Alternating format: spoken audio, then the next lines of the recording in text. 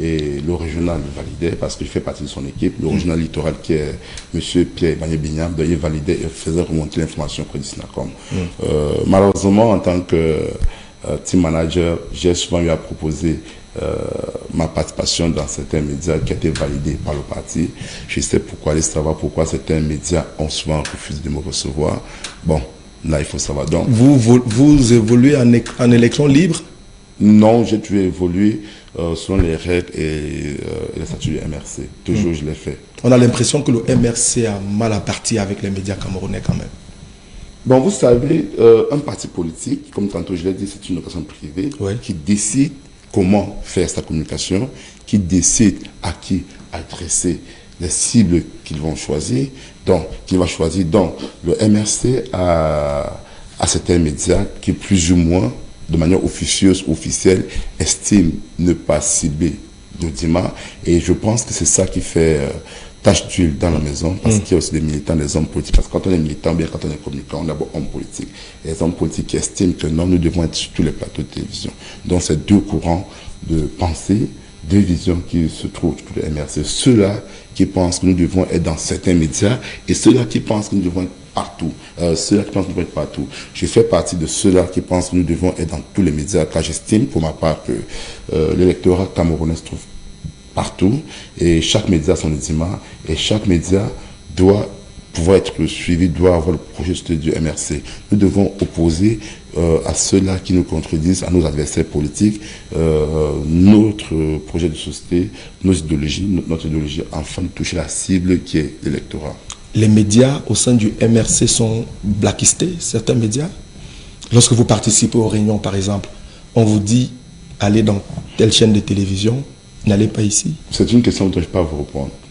Répondez, parce qu'on a l'impression. Je vais vous prendre un cas. Lors de l'élection présidentielle de 2018, je travaillais encore dans une autre chaîne de télévision. Un présentateur avait initié un programme, M. Enes Obama, pour ne pas le nommer.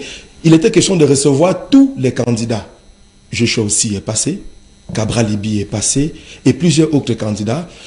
Le présentateur de cette émission a bien négocié avec le secrétaire général à la communication, qui avait donné toutes les assurances.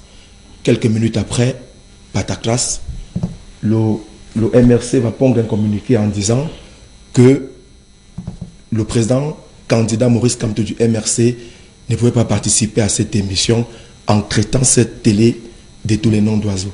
Vous êtes au courant quand même de ça? Oui, je suis au courant de cela et c'est notre droit plus absolu de ne pas passer ce média-là.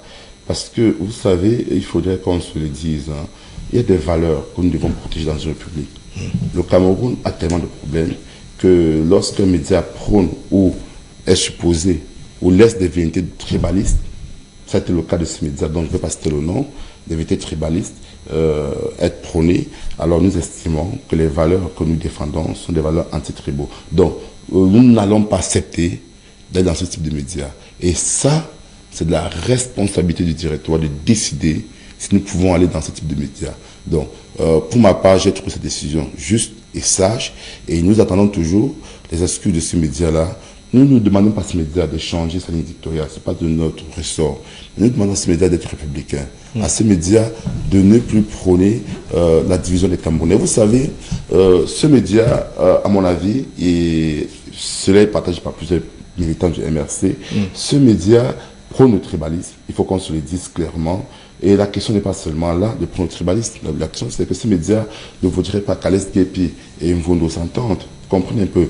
Et ça, c'est très dangereux. Donc, en tant que parti politique républicain, en tant que parti politique qui prône les valeurs républicaines, nous pouvons pas accepter cela. D'ailleurs, même, nous avons omis un communiqué, nous avons interpellé la responsabilité du gouvernement camerounais, de ceux qui ont en charge de la gestion de l'État, de faire attention, de sensibiliser ces médias-là, afin qu'ils reviennent, avant que ces médias reviennent dans les valeurs idoines pour le peuple camerounais. Donc, ça, c'est notre choix et nous ne regrettons pas de ne pas être présent sur ce média. D'ailleurs, votre directeur actuel a fait partie de ce média. Oui. C'est un homme sage qui a presque excusé auprès du MRC pour certains propos qu'il aurait tenus. Nous avons pris acte et c'est la raison pour laquelle je suis ici. Je peux vous rassurer que s'il n'avait pas demandé ces excuses-là, je ne serais pas à BNews aujourd'hui. En tout cas, nous sommes un média républicain. Et dans un contexte de démocratie, vous qui prônez la démocratie au sein du MRC, est-ce que la démocratie n'est pas l'acceptation des autres?